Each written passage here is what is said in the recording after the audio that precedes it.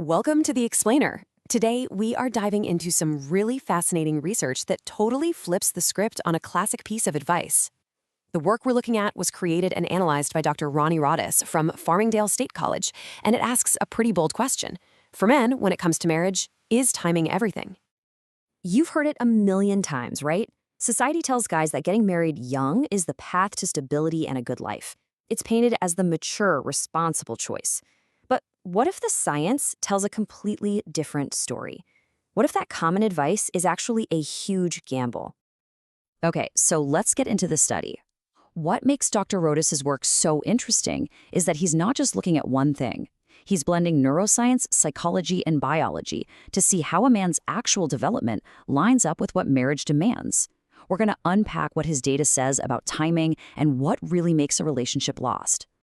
All right, first up, the maturity mismatch. This is the core concept of Dr. Rodas's entire research. He starts by tackling this major gap between what society expects and what's actually happening in our brains and bodies.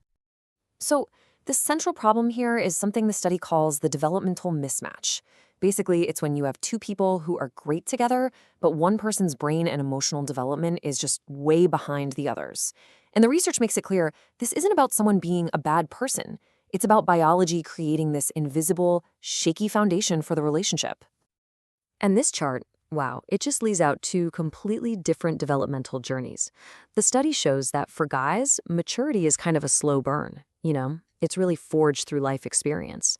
But for women, readiness is often shaped by an earlier mix of emotional and biological clocks.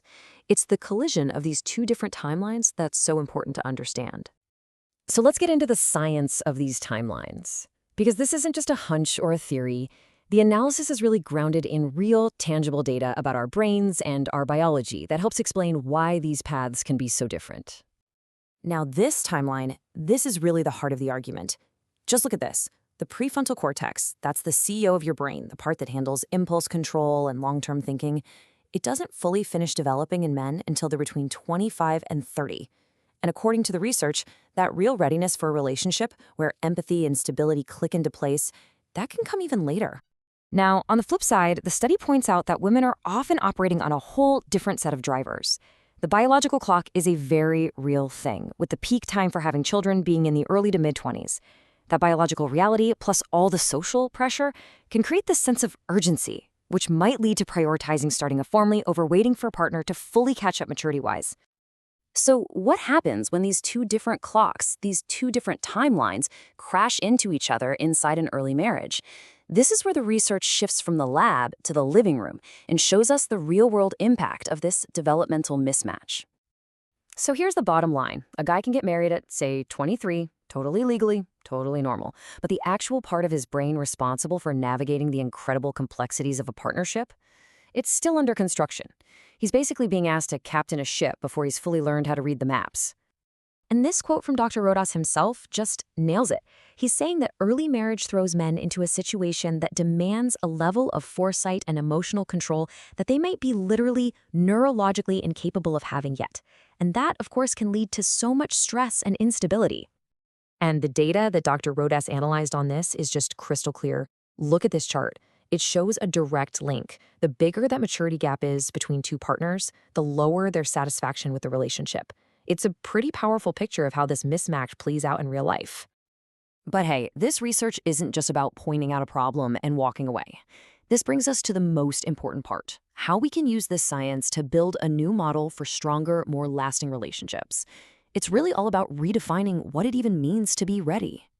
So based on his analysis, Dr. Rodas actually identifies a potential sweet spot.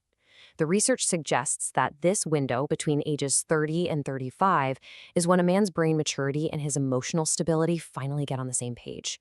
It's when the head and the heart are finally speaking the same language. So, what do we actually do with all this info? Well, here are the key recommendations from the study. The big idea is to shift the whole cultural conversation away from when you get married and more toward how ready you are. Notice it's all about building crucial skills like empathy and getting our social expectations to line up with what the science is telling us. At the end of the day, this research leaves us with a really powerful, thought-provoking question. Because while the science might point to an ideal age range, the deeper message here is that maybe readiness isn't just a number you hit. Maybe it's a skill you build.